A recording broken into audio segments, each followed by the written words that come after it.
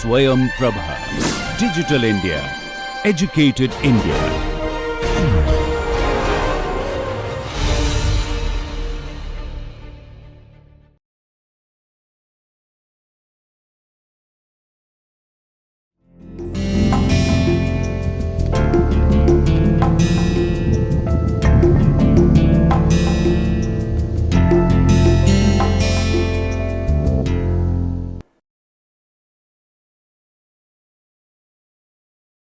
Hello everyone, I am Dr. Shabnam Mehlawar, Associate Professor from Faculty of Law, University of Delhi. This is my lecture number 1 and I will be talking about international environmental law. I will be dividing my lecture into 4 parts. The first part I will be talking about the history of international environmental law. The second aspect I will be talking about the trail smelter arbitration.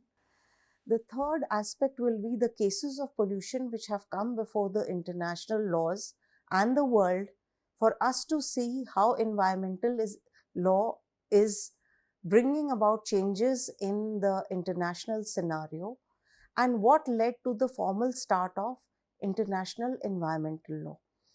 Along with that, I will be dealing with the human rights aspects and how they are affected of people's rights and community rights when it relates to environment.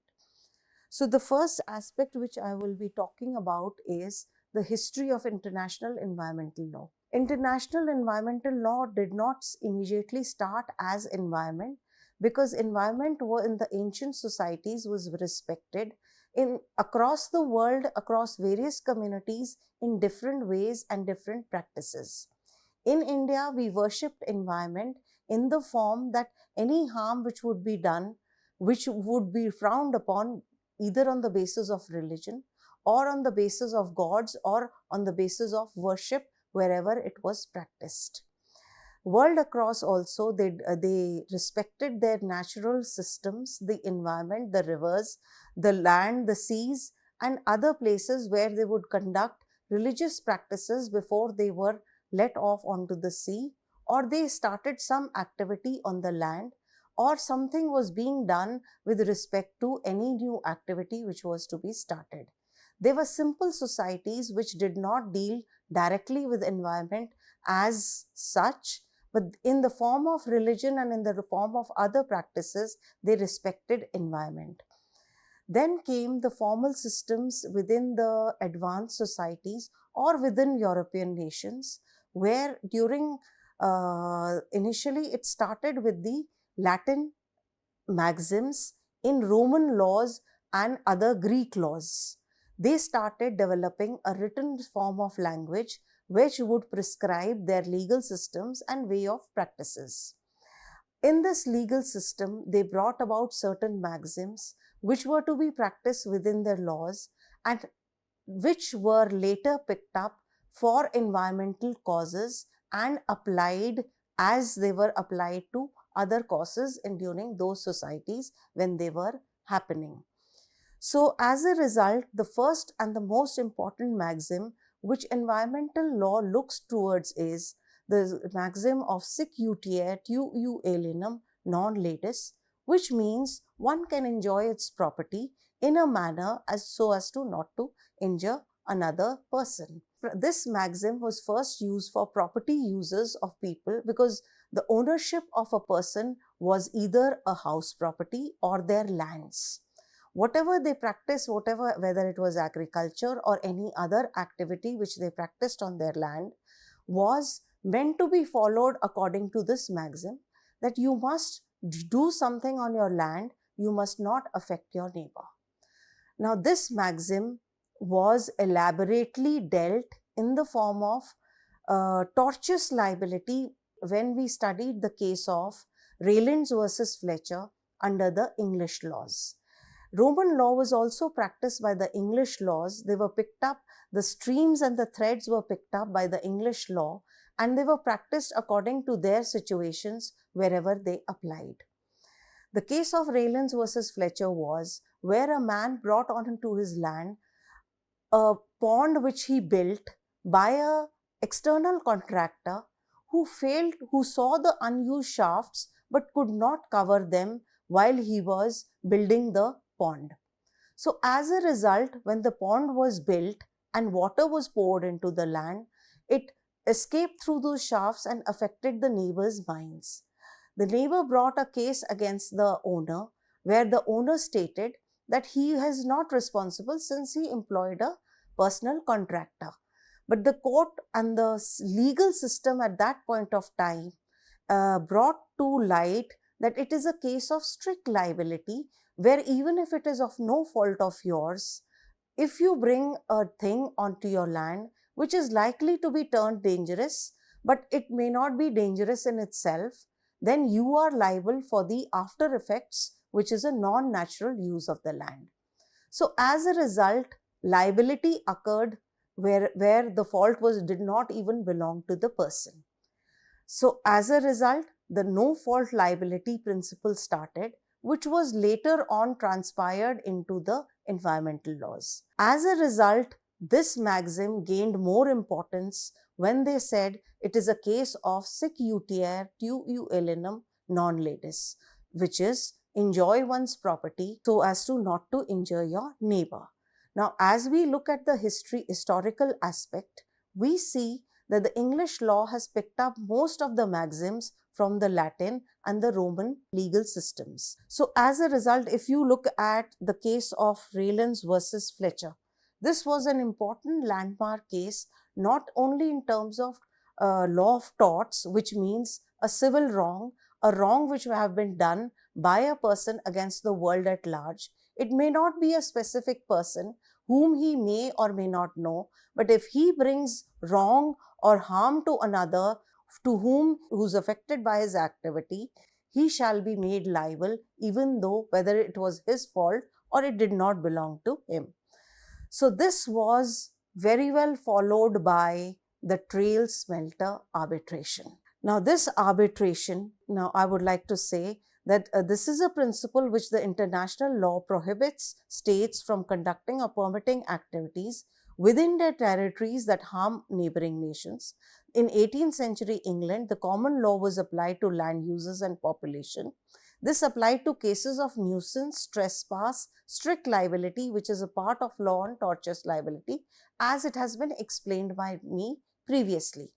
So this was a much later law in the 20th and the 21st century, where harm to the neighbors was recognized in a more elaborate form and a more expansive form, which reached other laws to be incorporated within that law for liability to be charged. Environmental matters, it is also a question of health and hygiene, which was questioned in the first international case of the Trail Smelter arbitration, which took place between US and Canada. And it was unheard of that between two nations such a dispute could arise, specifically in relation to environment, the harm which was caused to not only to the environment, to the people, and to their health and hygiene.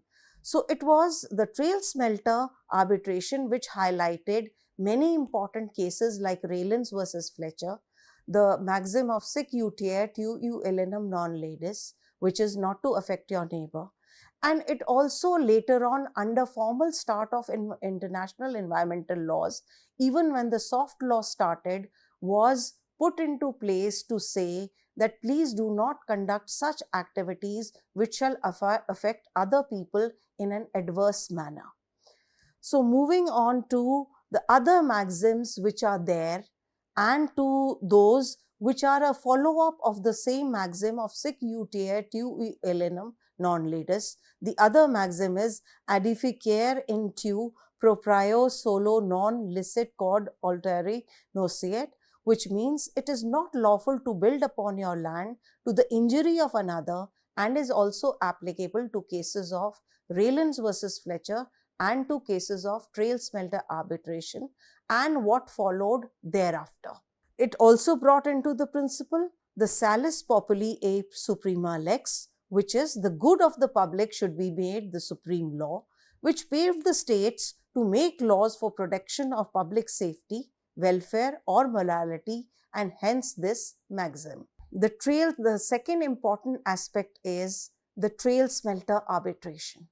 Now, this is a very important arbitration. Explaining to you the facts of this case are that there was a smelting activity which was caused in Canada. In the neighboring country of US, a farmer was affected by that smelting activity, which spread across to the other farmers. And there they brought a case against the trail smelter for remedy and for compensation to their health, hygiene, and the environment. Speaking to you about the facts of the case are, the smelter in Trail, the British Columbia, was operated by a mining and smelting company named Communico, which processed lead and zinc since 1896. This activity caused damage to the forests and crops in the surrounding areas and also the Canada-US border in Washington. This resulted in taking up the case by the residents of United States to the government, which in turn took up the harm issue with the Canadian government.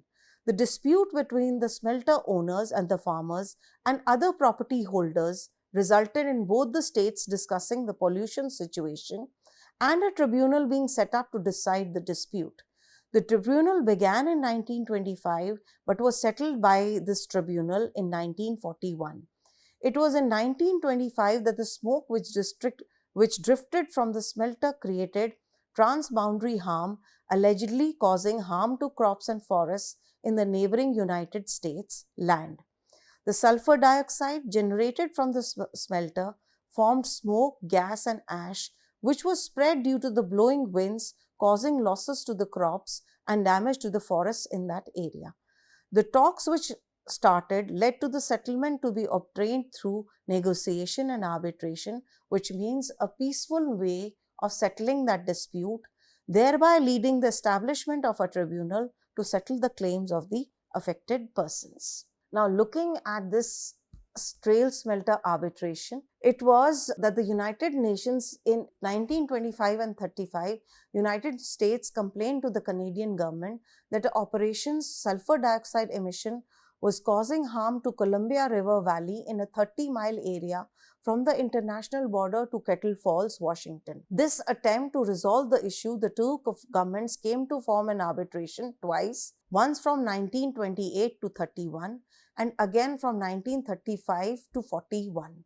The issue was also referred to an international joint commission by the United States and Canada for resolution on August 7, 1928. On February 28, 1931, the ICJUC determined that the trail smelter should restrict its sulfur dioxide emissions and Canada should pay to the United States $350,000 in damages. Despite this decision, the trail smelter's circumstances did not change. As a result, by February 1933, the US government made further complaints to the government of Canada regarding smelter status. These protests resulted in the two sides signing an emissions convention on April 15, 1935. The verdict of both the arbitration between the parties 1928 to 31 and from 35 to 1941 resulted in the Canadian government making a settlement for damages which it had caused. The later judgment also established a set of operational standards under which the trail smelter would be shut down for at least a year and a half. The United States' major worry was that the smelter's sulfur dioxide emissions were affecting the soil and trees of the Columbia River Valley, which were utilized for logging, farming, cattle grazing, and comprised the most important business of that area. The yellow pines, the Douglas firs, larch, and the cedar, which were the most important species, the alfalfa, wheat, and oat harvests were also affected. Now, the questions which were raised by this arbitration was the four issues in this arbitration were whether damage caused by the trail smelter in the state of Washington has occurred since the first day of January 1932, and if it has been done so what the indemnity should be paid. In the event of an affirmative answer to the first, the preceding question being is positive, to what extent should be there a compensation amount and how it needs to be determined. In the light of that preceding question, what measures or regime, if any, should be adopted or maintained by the trail smelter? What indemnity or compensation if any, should be paid because of any decision or decisions rendered by the tribunal pursuant to the two preceding questions. They were important questions in relation to environment because it was for the first time that we see that damage to environment was questioned. The damage to environment, wherever it had occurred, was what was the damage? How should the damage be calculated in monetary terms, in human health terms, and in environmental terms? So for a first time, issue between two countries on an international level was being carried out, discussed, and compensation being discussed to be done for the cases of degradation which was caused by a economic activity. So it was an important event not only for economic purposes or not only for health and hygiene purposes, but also for environmental purposes, that can you calculate a compensation where harm has been caused to the environment for not only providing a remedy, but also providing a rectification. If it can be recovered, how it should be recovered, how the damage caused should be brought back to its original form. So these questions were very important when they were raised by the arbitration, and which have been carried forward in the subsequent events, in the subsequent compensations, in the issues which were tortious liability related, that the polluter should be made to pay, in the strict liability principle that if you're conducting a harmful activity, then you must be made to pay because it's a non-natural activity. It is not a natural calamity or a disaster which is taking place. So compensation should come in a way which should not only compensate, but also try to recover what has been damaged. Whether it is by way of the principle, whether it is by way of bringing a liability onto a person, an organization which is indulging in an activity for economic purposes, but in turn is causing damage to the environment. So the outcome of this arbitration was that the Canadian government was ordered to pay $78,000 in compensation to the harm caused by the Trail smelter to the state of Washington between 1932 to 1937. The compensation was mostly for the valley of Columbia River in the United States. The instruments to detect wind direction and velocity, turbulence, ambient temperature, barometric pressure, and sulfur dioxide concentrations were to be used at the Trail smelter. It was also handed a chart listing the maximum acceptable sulfur emissions at each particular time of the day it can cause. The smelter was required to keep the emissions below the authorized threshold regardless of the weather conditions. Because one of the evidence and one of the things which they tried to produce was that where winds carried their activity to other lands, so they should not be made responsible. To which the answer was that you are indulging in an economic activity and whatever is natural is likely to play its role. So they cannot stop anybody from asking from damage being caused and then compensation being given because of the reason that they are responsible for it. So this was done by readings from all the smelters instruments were to be sent to the Canadian and the US governments on a monthly basis to observe that it does not cause further damage. Now the judgment which was declared, it concluded that emissions from Trail had caused actual damage to the areas of Washington state, but not to the land, cattle or enterprises in over 140,000 acres along the Columbia River Valley, as was contended by the US government. In November 1949, the US Secretary of State wrote to the Canadian ambassador offering to repay $8,828.19 that the Canadian government had paid to the US as compensation for losses caused by the Trail smelter operation.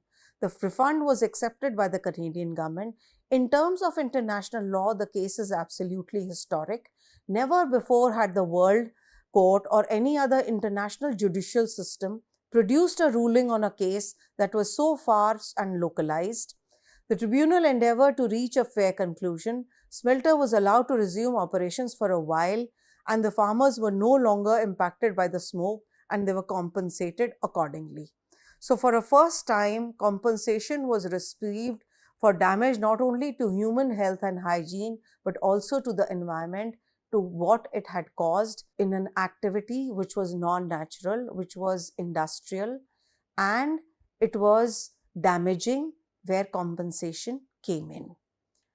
Now, after the trail smelter, there was simultaneous international events which were taking place, like the First World War which took place, the Second World War which took place, and as a result of that, human rights were formulated. But before we move on to human rights, the industrial activities within Europe, US, Canada, and the advanced world started in a way that people started migrating from the villages to the cities to find work, where industries were located and they were producing goods and services in a manner which was industrial, which was non-natural, thereby causing damage to the land, air, or water, whatever natural resource was located around these industries. So the resultant effects were that because of the smoke or because of the non-infiltration of the damaging product which came out of these industries, there was black smog, there was smoke, which resulted because of the movement of the winds and the natural resources. It moved on into the atmosphere, causing acid rain. It caused ozone depletion. It caused climate changes and other changes in the atmosphere, which were observed from a period of the 1920s to 1970s. During this time, all industrial activities, all modern goods had started coming into place. There was refrigeration, there was the use of CFCs or the chlorofluorocarbons, which were called miracle substances being used in the industries and the household products, which were supposed to be beneficial for mankind. But the after effects of these activities were not known and they were not felt till much later on. When industrial activities took place, the effects of refrigeration, the use of aerosols, the sprays, and other household items which was being felt was in the form of that the polar regions witnessed depletion of the ozone layer, and which was discovered by their scientific townships or the ships which they were carrying for research purposes, where they observed that a large part of ozone layer had depleted. Now, they could not find reasons why it was depleting and why it was depleting so fast. It was the later researches which started and later interactions which started among scientists that they realized that one of the reasons, and then the use of supersonic jets for travel. Along with that was the nuclear activity, the cases of Hiroshima, Nagasaki, the throwing of the bombs, the use of uranium, and the use of nuclear warfare, which threatened the very existence of the world. The industrial activities also started with the desertification appearing on the land, the removal of forest areas resulting in other damage being caused, the smog in the cities, the black smog, soil erosion, contamination of oceans by throwing their waste untreated, untried directly into the ocean waters or the global commons, where it was not anybody's territory but a global cause, and nobody would question that activity because it did not cause harm to their land or country. It was later on that when the dead fish started floating up, the dead animal terrestrial life also started coming down, that they started questioning as to why these activities were taking place. Then they discovered that it was these industrial or the non-natural activities which are being responsible for all the damage which is being caused, whether it was acid rain, that is rain bringing acid in its form because of its mixing with the movement of the winds in the air, it forming clouds, coming down in the form of rain, global warming taking place because of the removal of ozone layer, direct UV radiation coming down onto the Earth's surface, damaging the land and the environment, damaging animal life, damaging ocean life and the life which existed beneath that. So as a result of these problems, the world was started questioning as to what was happening and why it was happening. These effects, the acid rain and specifically the ozone depletion, researches started being conducted in the 60s, where several scientists went on to question as to why the ozone was being depleted. They started conducting the research. The reasons could not be found. It was basically, they thought it was carbon, then somebody thought it was nitrogen. They could not bring out any reasons till finally 2 US scientists in 1972 declared that it was these CFCs or the chlorofluorocarbons which are being responsible for most of the air or the terrestrial problems. That is depletion of the ozone layer, the acid rain taking place, the global warming taking place because of the removal of the layer, and then slowly climatic changes coming onto the Earth's surface, where people started witnessing in the change of seasons, the change of climate whenever it took place.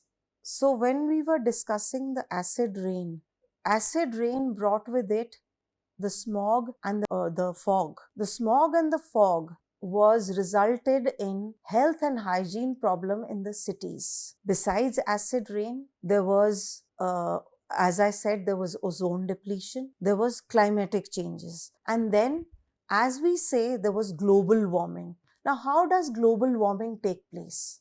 Global warming takes place in a way that it is like if you are sitting in a closed car and the rays of the sun are falling on the car. If there is no escape route, then the car would start getting warmed up. This is what started happening with the depletion of the ozone layer. It is a thinnish blue layer situated or not on a very high stratospheric measure above the earth, and it is this thin blue layer which prevents the UVB radiation or the harmful radiation from the sun from reaching the earth's surface. When this layer gets removed, it means the UV radiation can directly fall onto the earth. People who were living on the beaches were affected badly with their health, with their hygiene, with their eyesight problems, and cancer started occurring on these beach areas on the people who would go for sun warming or sunbathing. The cities started getting clouded by black smog and fog, that is blackened faces, blackened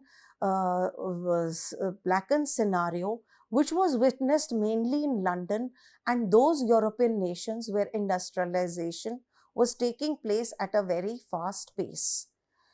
So the people did not have anywhere to go or to return back to their homes because the payment which was being made by these industrial activities helped them survive, but it also resulted in death and disease and disaster being spread because of these activities. The oceans where UV radiation went deep down into the ocean, the terrestrial or the sea life was started becoming affected. That is, fishes with radiation, the animal life, where if anybody who would go way below would be affected. And then they started dumping their waste into the oceans or the no man's land, where they would not be questioned or their activities would not be asked for as to why compensation should not come in.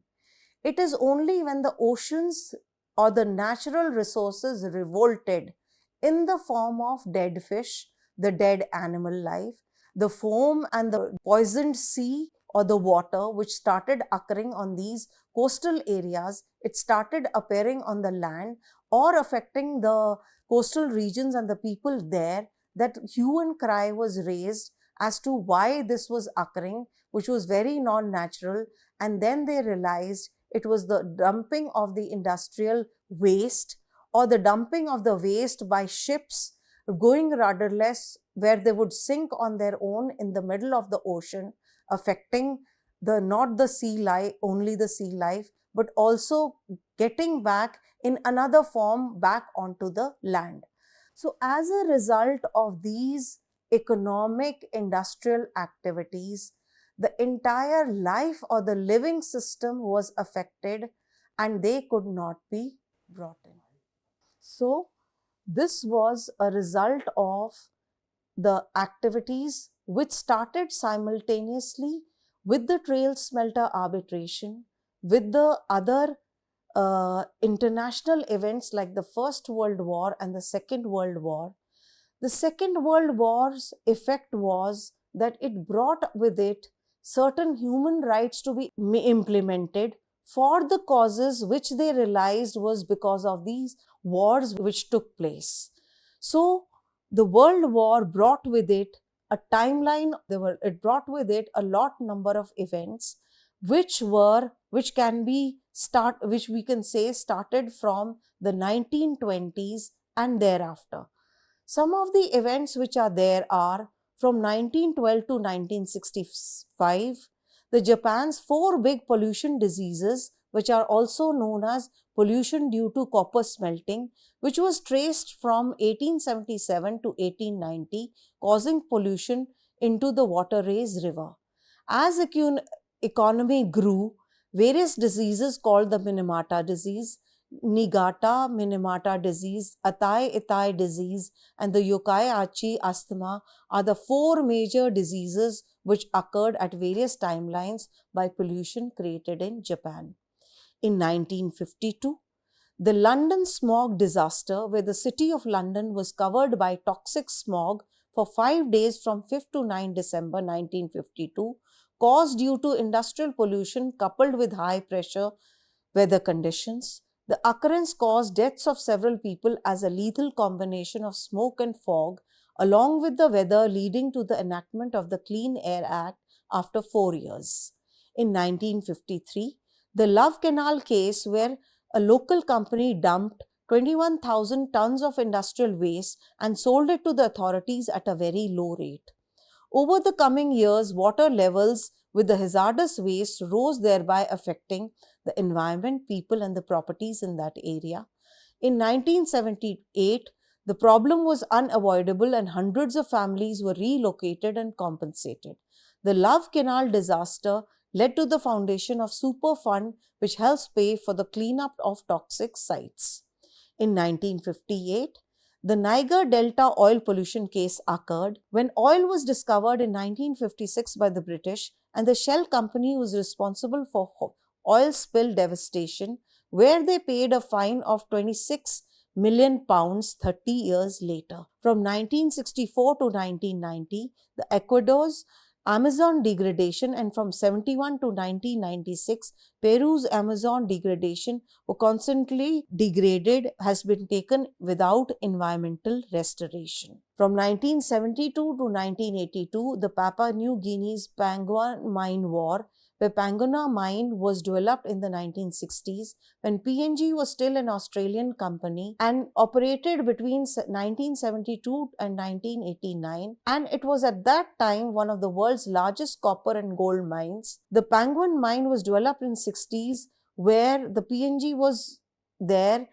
It was at this time that one of the largest copper and gold mines was operated by Bougainvillea Copper Limited and abandoned the site without restoration when faced by a rebellion and is still suspected to be contaminated. In 1976, Italy's Sevaso dioxin cloud, where on July 1976, a chemical plant explosion near Sevaso, Italy, exposed locals to the highest known levels of 2378 tetrachlorodibenzene or dioxide, to the TCDD or dioxin exposure to a residential population and chemical contamination in this environmental disaster. In 1979, Franco's Amoco Cadiz tanker spill, having its detrimental effects on marine life and the natural wildlife sanctuaries. In 1979, the 3 Mile Island near nuclear disaster Unit 2 reactor near Middletown, Pennsylvania, United States, partially melted down on March 28, 1979. This was the most serious accident in US commercial nuclear power plant operating history by Paul Wester's tanker's entire load spills into the sea. In 1984, in India, the Bhopal cyanide gas leak disaster occurred, causing the leakage of oleum gas leak with death, disease, and disaster, taking lives of millions, causing environmental harm. In 1986, the Chernobyl nuclear disaster, which was a nuclear power plant in Ukraine, Russia, was a product of a flawed Soviet reactor design coupled with serious mistakes made by the plant operators. In 1989, the European BSE crisis occurred in the United Kingdom. A food scare occurred whereby affecting the food chain supplies and the international trade. In 1991, the Kuwaiti oil fires, where Iran-Iraq war left blazing infernos, burned for months, having devastating effects on air and land pollution and affecting animal and human health. In 1998, the Spanish wastewater spill, where in Donana National Park, where a Canadian mining company spilled toxic waste in the area and into the river, thereby threatening the environment. In the year 2000, the Baia Mare cyanide spill and the Romania's cyanide spill occurred.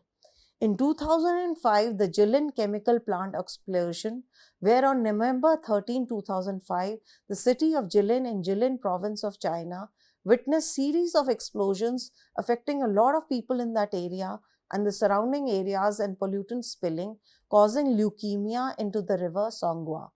In 2005, e-waste in Goa, China was reported, and in 2006, the Ivory Coast toxic waste dumping in South Africa was reported. From 2019 and 2020, the Amazon wildfires were reported having a detrimental effect of the rainforest cover being affected, which is also known as the carbon sinks affecting life on Earth. In 2020 to 2022, the COVID time came where the world at large was affected badly, and we have all been witness to that time as a detrimental effect not only to the environment but also threatening the population wiping from the face of this earth, resulted from the activities which are now so environmentally degrading. It is also threatening other life forms on earth. Moving on to these activities simultaneously taking place and to the human rights which were enacted after the Second World War. In the aftermath of the Second World War, the Universal Declaration of Human Rights was given out in 1948. These rights were enacted because of the atrocities and because of the after effects of what the Second World War and the horror stories which it brought in. These rights did not take into account environment or any adverse effects to humans, but only stated that human rights should belong to every living being on earth, and there should be certain basic things which should be available to every human being living on this earth. It was only in the 60s that concerns with respect to environment and its adversities which started emerging, and which resulted in the two covenants of the human rights being framed, drafted, and implemented. So these events led to not only the drafting of general human rights, the Universal Declaration of Human Rights of 1948, but it also brought 4 categories of human rights, which are the first generation human rights, the second generation human rights, the third generation human rights, and the fourth generation human rights. And these rights were developed according to the time and according to the activity which previously took place and thereby affected human beings only without being there with respect to environment.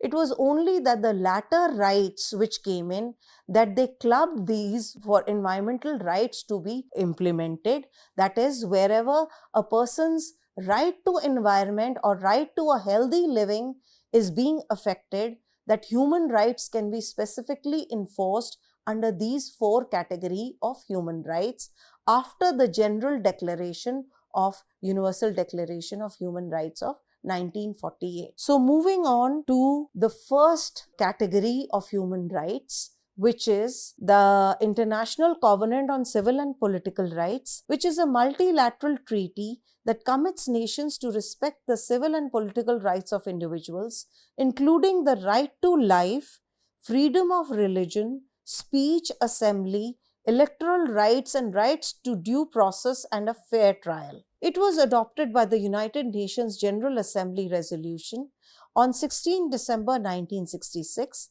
and has entered into force only on 23rd March 1976 after its 35th ratification or accession. As of June 2022, the Covenant has 173 parties and 6 and more signatories without ratification, most notably the People's Republic of China and Cuba. These are also known as the first generation human rights. They are subjective rights. They are acquired through the force of writing and arms. Once time passed and ideas and concepts about states were developed, political power and right and freedom appeared, a fight against monarchical absolutism, struggles which would succeed, struggles expressed by documents by legal force. These were said to establish safeguards against the introduction of taxes by the king or the parliament. It established safeguards against arrest of people, confiscation of assets, and the procedure of the courts. It declared freedom of speech, freedom of thought, and right to petition. So it brought about individual rights in a manner which were based on the previous declarations or previous range of human rights.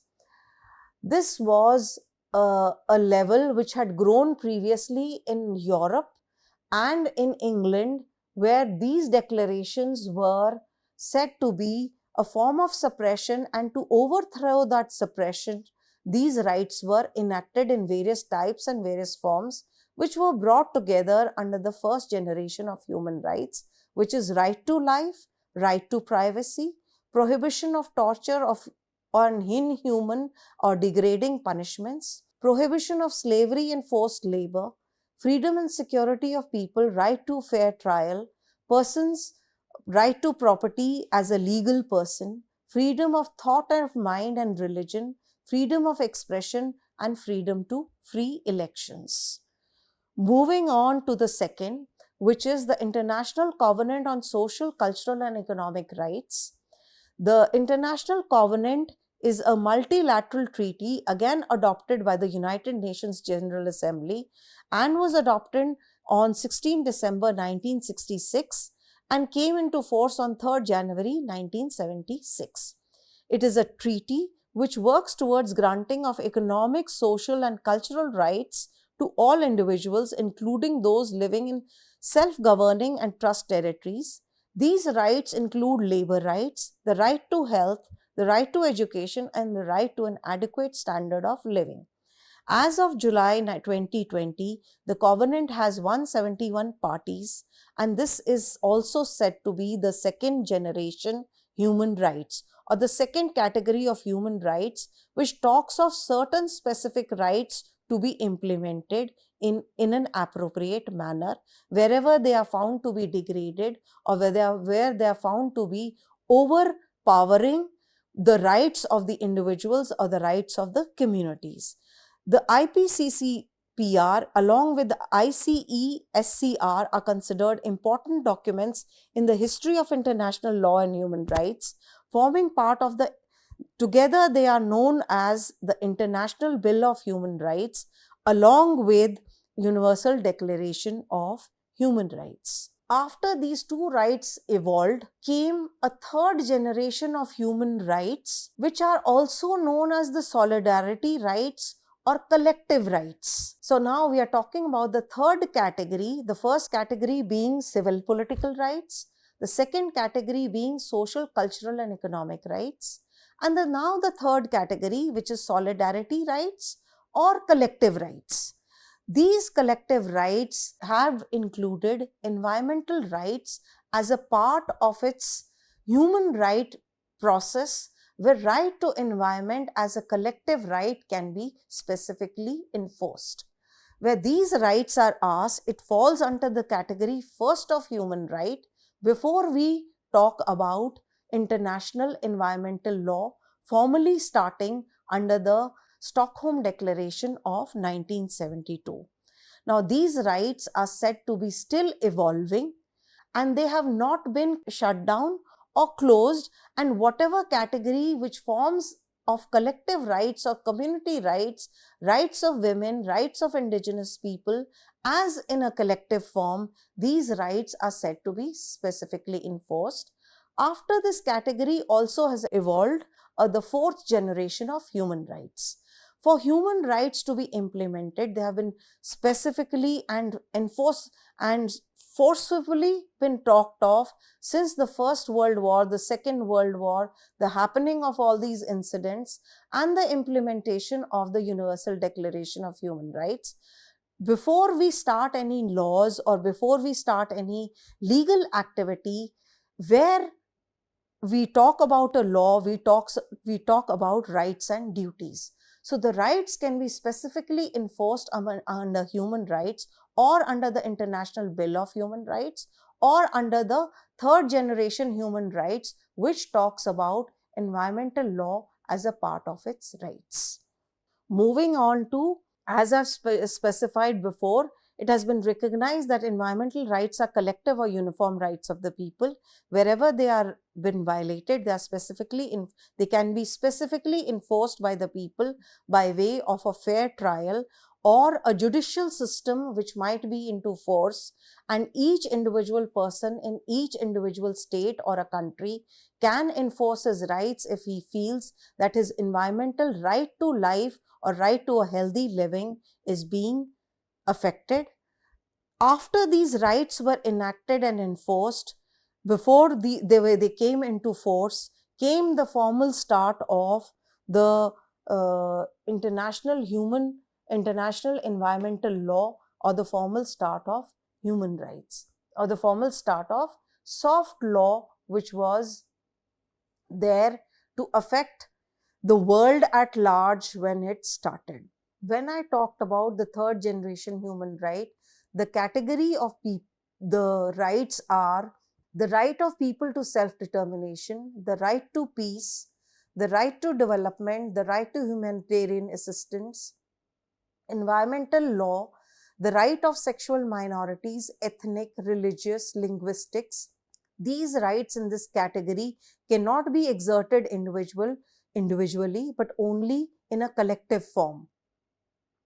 They not only need to create an institutional support by the state, but they are after the second generation human rights, and the minority who may be living but are in a collective form can be specifically enforced as by way of a right through the legal process and through by way of the courts. All this has then led to, in 1970, framing the concept of sustainable development and starting a formal system of law, which was the Stockholm Declaration, which stated that we need certain principles to be brought into force for starting any activity or preventing any degrading activity where it degrades the human life and it degrades the environment accordingly. So these rights, as I have explained firstly the background, then I have tried to explain how it all started with an international event, which was talked of later on also as historic, that for the first time two countries who have been affected by a industrial activity brought a compromise, brought negotiations, and brought compensations. The 19th century witnessed a lot number of events. Along with the world wars, it also noticed advancement of several countries in economic forms, in industrialized forms, and in material property forms, which though was advancement, but it affected environment and people's life adversely in certain cases. This also brought about human rights to be mentioned, that there are certain basic rights for every human being, for every community to live, to survive, and every person has a right to do so, because it is his individual right to live, not only live, but live well and survive well, where they are backed by the law, and they are backed by a judicial system which is likely to enforce these rights before they can be achieved. So thank you very much for my presentation and for acknowledging this lecture. I will be continuing my lecture in the next slide with the formal start of international environmental law. Now I would like to conclude my lecture by giving an overall overview of the entire lecture which I have given. I started my lecture with a history of international environmental law, that environmental law did not exist in the current form as it is of today. It existed in the form of religion, it existed in the form of practices and worshipping nature so that nature is not adversely affected. Adversely affecting nature meant disaster coming onto the people or to the families or to the villages and communities which existed at that time. During this time in Europe, formal law also started, and they started in a way which was in the Roman or the Latin language, and they framed certain maxims, certain laws, which they framed according to their time. But according to that time, certain maxims are even applicable as of today, which was the reason for me that I started with the maxim of sic utier tuu alienum non latis, which means that no one can conduct any activity onto his land, but also adversely affect his neighbor and then not compensate for what he has given. This was based on later on property uses for the people who conducted these activities on their land. A person's prized possession used to be his personal house or the land which he owned, and if he wished to carry on those activities onto his land, as indicated by the case of Raylands versus Fletcher, he had to pay compensation to the person who was adversely affected, whether it was his activity which he knowingly conducted or unknowingly conducted. Activities which were not natural, where he brought something non-natural onto his land, but it has adversely affected the neighbor, be it not only the land, be it a chimney, be it smoke, or be it any activity which you are conducted within your premises but is affecting your neighbor. So this also has led to other maxims being quoted at that time for property uses. Slowly and steadily, these activities from property uses and personal uses moved on to compensation being given as liability of the person whose rights are affected because of that activity. Law is all about rights and liabilities. So where a person's right might exist, he might also be made liable in case he trespasses on another person's rights. So if one person has a right to conduct an activity, he will also be made liable if he trespasses on another person's rights. If he has done that, then he would be compensating. Next came the case of the Trail Smelter arbitration. This arbitration went on to show to the world that if an industrial activity or such an activity where you are causing damage to the health and hygiene of people, damage to the environment, but yourself you are gaining economic benefits by disposing of your waste, whether into the air or to the land or into the water, you cannot go unscathed, but you have to give in compensation to people whom you are adversely affecting. These activities, when adversely affecting others, cause liability to be there, and then that liability through the due process of law will bring about compensation for the person whom he has thereby affected. That after that activity, a series, and not just a series, the hundreds of cases occurring where industrial and economic activities causing damage to the environment have been shown by me, causing death, disease, and disaster. The nuclear activities causing permanent disfigurement, the industrial activity causing disease and disasters, led to the framing of human rights being framed and to be implemented by each country who are signatories to the same. Most of the countries across the world have accepted the Universal Declaration of Human Rights, and the four categories of rights which are there, whether for individual purposes or for collective purposes. The first generation, civil and political, where the people might be oppressed, so their civil rights are being invoked. The second generation, where social, cultural, and economic rights are being presented, there they are violated, there they will be compensated. The third category, the community or the collective rights of the people, they are affected, and specifically in relation to environment, they are likely to be compensated. For all this, each country should have a nominal head of the state making laws, providing a procedural rights to the people, and having a due process of law by which these rights which are violated can be compensated to those persons who are adversely affected. So this regime of rights and liabilities have come a long way, to which went on to establish the formal start of international environmental law by the event of the Stockholm Declaration of 1972. Thank you.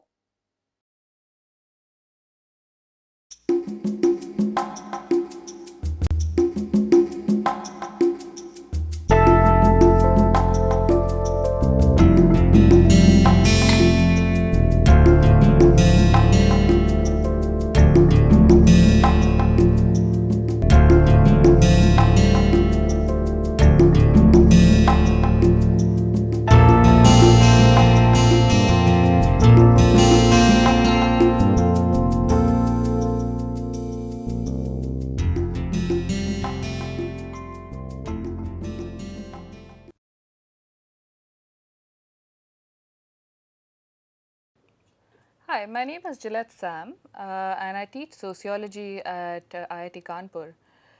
Today, I want to tell you a little bit about what sociology is. In order to go ahead and study sociology, one of the things you need to develop is a sociological way of thinking. Now, this capacity to think in a sociological manner was termed as the sociological imagination by an American sociologist called C. Wright Mills in 1959. He argued that in order to think in a sociological manner, you should be able to have two different skill sets. The first skill set would require you to have the capacity to think beyond the problems that individuals face. So if you encounter a problem that some one individual is facing, you should be able to connect it to a broader public problem. Mills gave the example of people in his neighborhood. He says if there is one person who is unemployed in the neighborhood, that seems to be an individual problem. But as a sociologist, you're expected to dig around a little. So you come across a couple of other people in your neighborhood who are also unemployed. That indicates to you that rather than being a specific problem, there is a larger public issue at hand. So as a sociologist, you're supposed to look at individual problems and see how they are connected to broader public issues. The second capacity that you're expected to develop as a sociologist is the capacity to link an individual's biography with history. Historical thought may not come to you as the first thing that's connected to sociology, but it plays a pretty important role in the field. So Mills argues that rather than looking at a problem in the here and now, it's important to trace that long historical trajectory that may be connected to this individual problem.